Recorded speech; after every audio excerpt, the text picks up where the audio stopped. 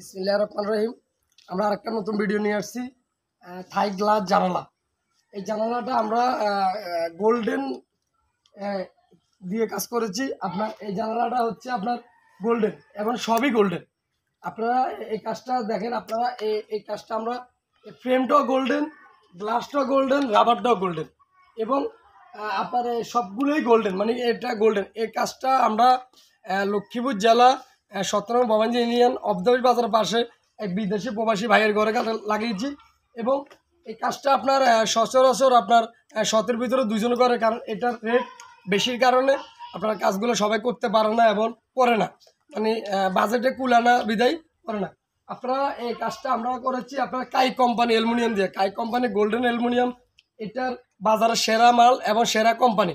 আপনারা চাইলে আপনারা নেটে সার্চ দিয়ে দেখতে পারেন কাই কোম্পানি মালগুলো কীরকম।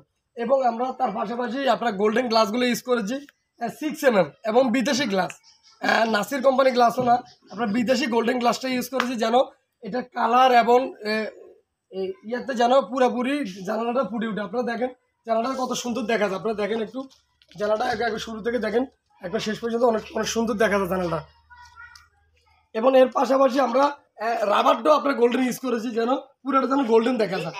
এবং এর পাশাপাশি আমরা আস্তরের পাশে আপনার হোয়াইট কালার সিলিকন মেরে দিয়েছি যেন কোনো পিঁপড়া কোনো কিছু না ঢোকে। এবং এই জানালাটা আমরা 2 পাল্লা ইউজ করেছি।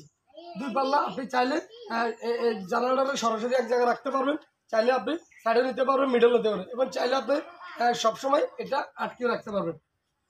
এবং এই কাজগুলো আমরা কত টাকা স্কোয়ার ফিট করেছি এবং কত টাকা কাজ করেছি এরকম আমরা 4টা জানালা লাগিয়েছি। এখানে আরও 2টা জানালা বাকি আছে। আপনারা চাইলে আমাদের দিয়ে এই জানালাগুলো কাজ করতে পারেন এবং চাইলে সরাসরি আমাদের দোকানে আসতে পারেন। আমাদের দোকানটা হচ্ছে আপনার লক্ষ্মীপুর জেলা 17 বাবাঞ্জি ইউনিয়ন পারাঙ্গাল হাসান থাইলমোনিয়াম। তো সবাইকে ধন্যবাদ।